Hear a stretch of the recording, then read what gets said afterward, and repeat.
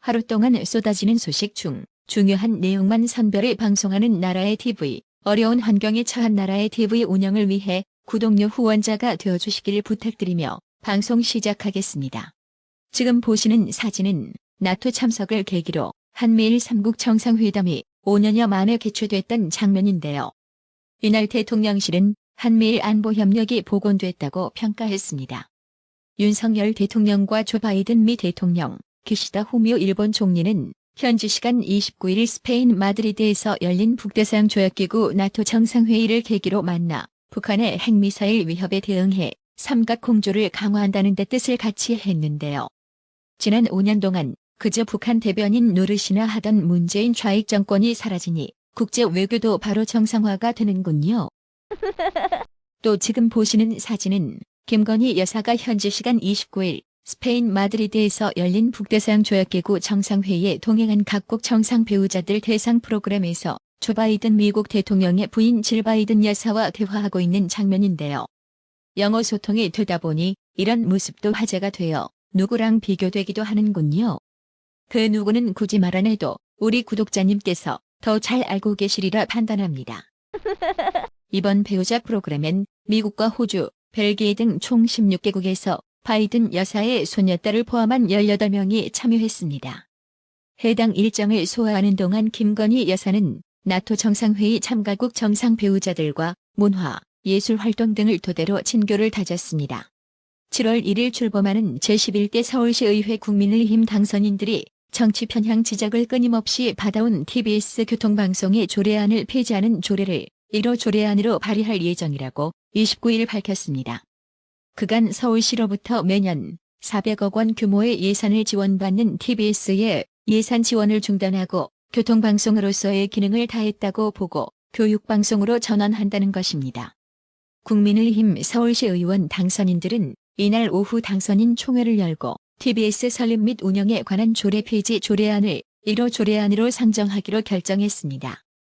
이제 정말로 김어준의 교통방송 수명도 다한 것 같은데 미리감치 김어준에게 작별 인사 고하겠습니다.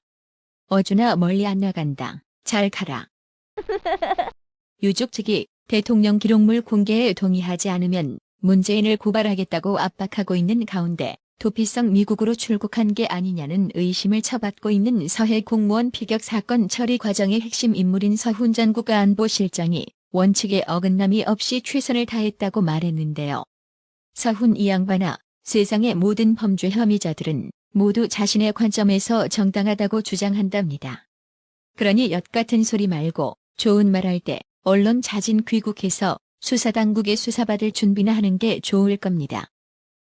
한편 북한군에 피살된 해양수산부 공무원 유족 이래진 씨가 30일 문재인에게 모든 책임이 있다며 당연히 고발할 생각이라며 기존 방침을 재확인했습니다. 월북을 인정하면 보상하겠다며 회유했다는 의혹이 제기된 더불어민주당을 향해서는 어떠한 대가와 처벌이 있는지 보여줄 것이라고 경고했습니다. 이래진 씨는 이날 한국프레스센터에서 열린 국민의힘 회부수 공무원 피격 사건 태스크포스 TF 외신 기자회견에서 윗선을 대상으로 고발을 추진할 생각이 있느냐는 외신 기자 질문에 이 사건의 주체이자 본질은 국정통수권자인 대통령에게 모든 책임이 있다. 당연히 문재인을 고발할 생각이라고 말했습니다.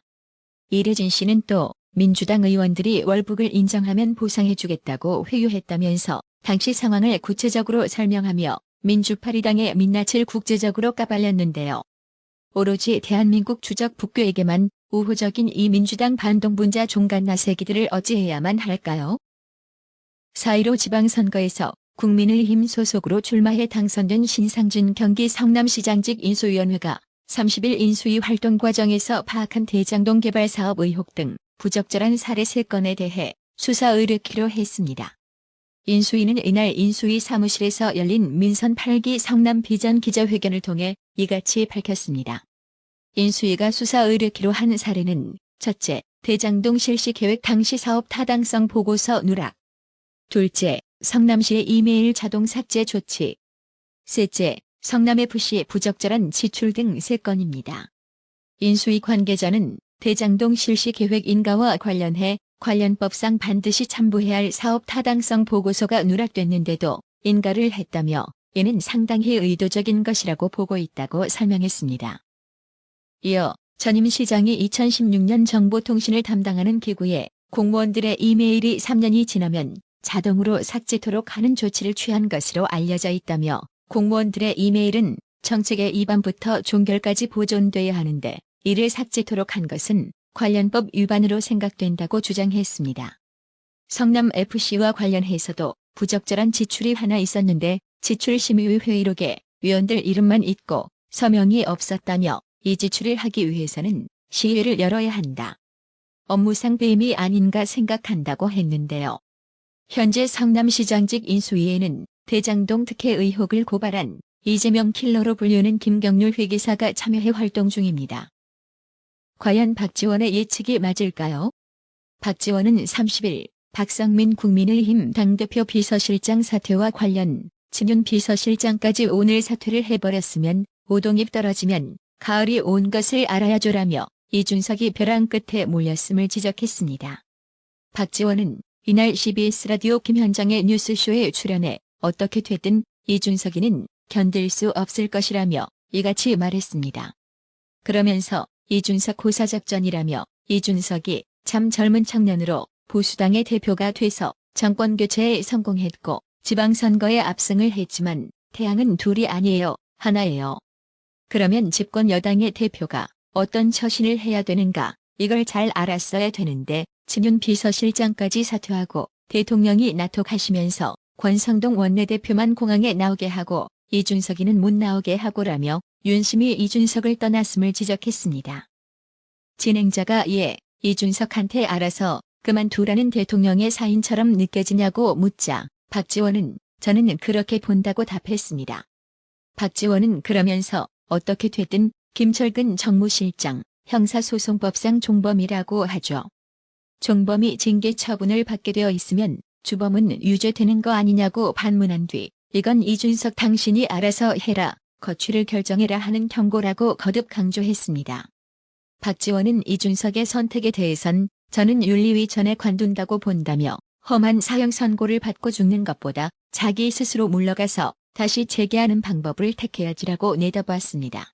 전영하님, 어려운 나라의 TV 운영 유지를 위해 항상 변함없이 구독료 후원해주셔서 정말 감사합니다. 나라의 TV는 구독료 후원으로만 운영 유지되고 있으니 구독자님들의 따뜻한 정성이 필요합니다. 항상 뉴스 전달 방식에 노력하는 나라의 TV가 되겠습니다.